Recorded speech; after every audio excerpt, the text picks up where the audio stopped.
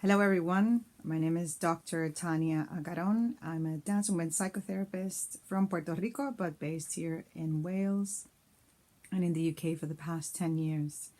My objective today is to tell you a little bit about what dance movement psychotherapy is, some of its main principles, and I am using a compilation of footage from different workshops and lectures to give you an overview about the field. In the UK, the term for the field is dance movement psychotherapy, while in other countries it is also referred to as dance movement therapy. And it is a postgraduate level profession. It's been around since the 1950s. And we work with clients to develop, understand, and also repair their relationships with our bodies. I like to frame this in terms of clients asking themselves body questions. So we're looking at not only how we behave, but how we move through different situations, and then how our movement behavior is affected and affects others and our environment. And then hopefully we're looking at transforming that relationship. So this is part of the umbrella term of the arts therapies, which is art, psychotherapy, music, drama, and dance. We work with a very wide range of people, and it can be individual sessions, it can be group sessions. Some of the students I was supervising in placements work in prisons, they worked in care homes. Well, some of the pioneers started work in psychiatric settings and hospital settings. So there's people working with cancer, people working even in birth, that they're using dance movement psychotherapy through the process of giving birth.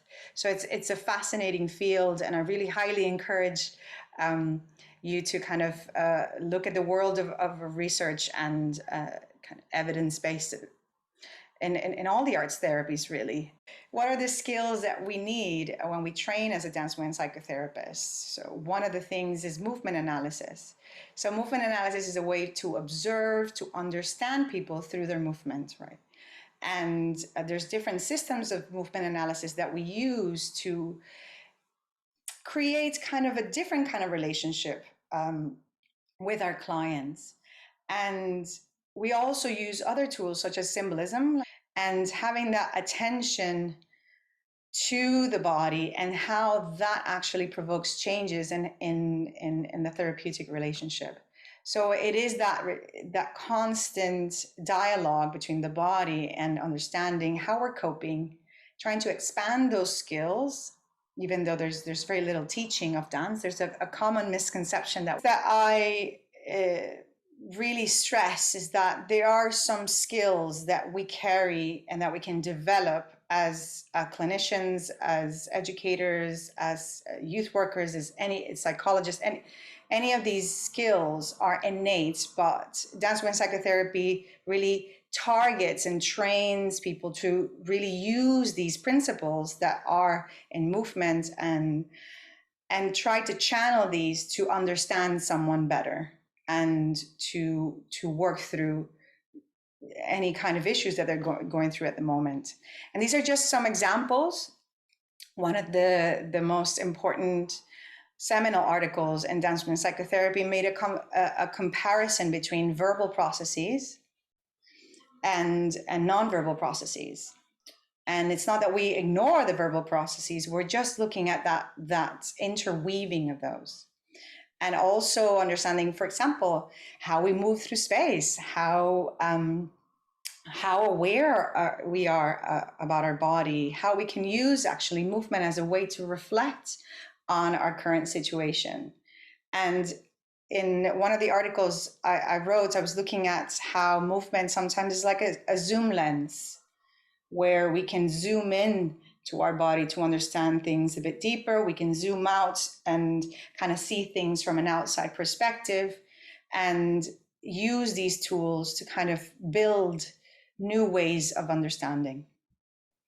We are trained to avoid pain, and the repercussions in the body is that there might be some body parts that are completely disregarded, or we don't really want to address them, and sometimes we want to cut them out. I was one of my first clients when I was doing a placement in New York was, I had this little girl and she was 8 and she had been severely bullied.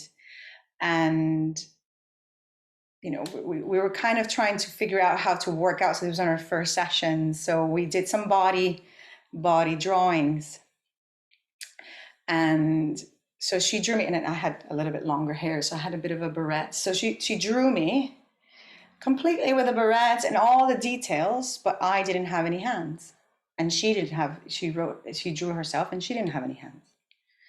And when I was talking to the team, and what they were feeding back to me is that she had started self-harming. So she had started so first it started with pencils, and then it started with thumbtacks, and then it started with, it just started escalating. But it was really interesting how the beginning part of our work was actually to address the fact that I didn't have hands, she didn't have hands, which was the part that she was trying to, dissociate in some way. And so yeah, some dance movement psychotherapists will start with, the parts that aren't present.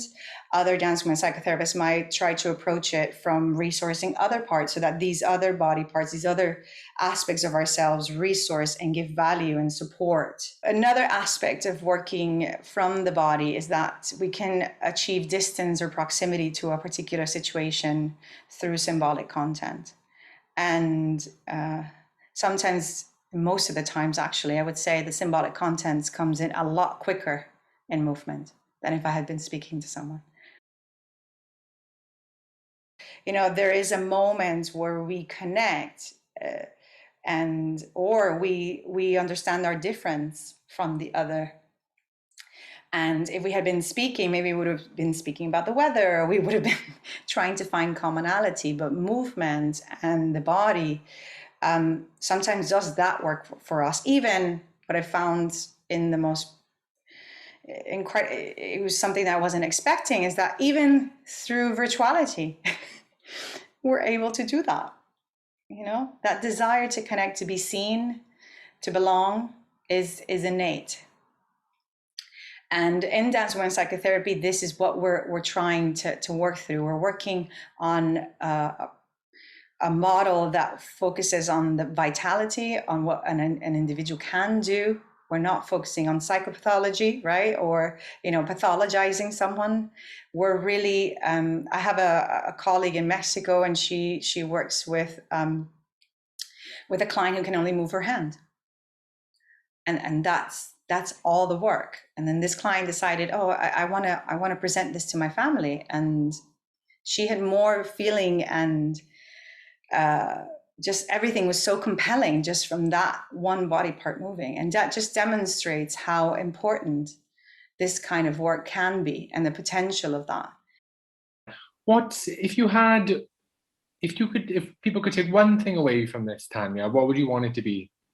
From your presentation, from what you're talking about, dance therapy. And I mean, I think it's just that there's been so much emphasis on the word and emphasis on the screens lately, that I think it's really important that we don't neglect our bodies, and that that is a contested site. For me, it really is about the body, and then cultivating a lifelong relationship with its challenges, which can be health related, or it can be, we all have our own battles with our bodies. One of the basic principles of dance movement psychotherapy is that the wider the movement repertoire that we have, not that we learn, right, the wider coping skills we gain.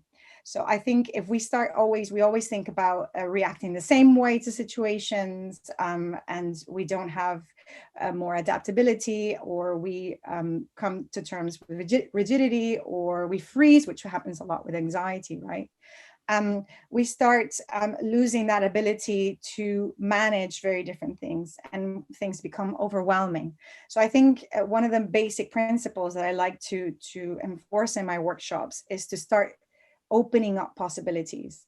Arts therapies have a really important contribution to do that.